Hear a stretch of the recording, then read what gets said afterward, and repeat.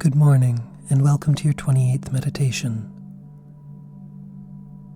What is the role of a partner in a relationship?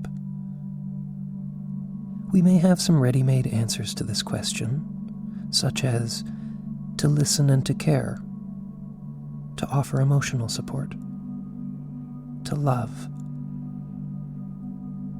We all require these things in our lives, and so it's only natural that we would expect to receive them all from our partner. Or is it? As anthropologist Chris Ryan points out, hunter-gatherers in pre-agrarian societies were fiercely egalitarian. As a means to mitigate risk, everything was shared among the group, whether it was food, shelter, protection, or sex. As a result, there would be no certainty of the paternity of the children, and as with everything else in those societies, the raising of the child would be a group responsibility. So, if our ancestors from the not-so-distant past, to whom we are anatomically identical, depended on a whole group of people to provide them with everything they required, it would seem anything but natural for us to now depend on just one person to fulfill that variety of roles for us. And yet that unreasonable expectation of relationships tends to be the generally accepted model nowadays.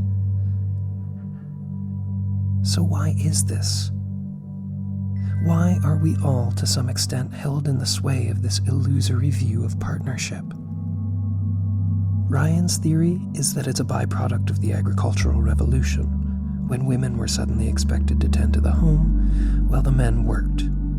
Thus, specific roles were established. But, of course, in today's society, we've refined these roles so that they're far more complex and subtle. And there's little doubt that Hollywood and popular music have done much to influence our understanding of the meaning of love and partnership. This would all be fine. There's nothing inherently wrong with myth-making. It's an activity we engage in every day, down to believing that we share some special bond with the people who happen to have been born in the same country as us, or believing that the pieces of paper in our pockets have specific values.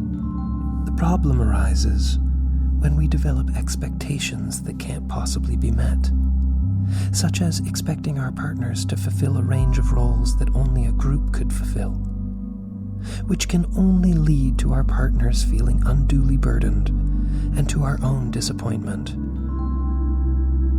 So how do we counteract this malignant myth of the partner as the fulfiller of the roles of an entire society?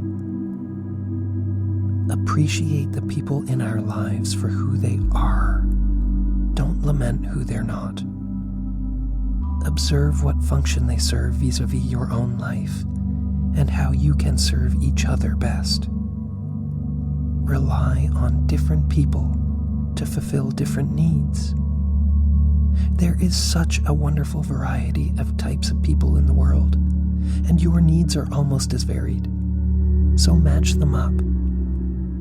Your bonds will be stronger for not putting undue strain on them, and you'll be more fulfilled for the specialized help you'll be receiving. Keep it up. You're doing great.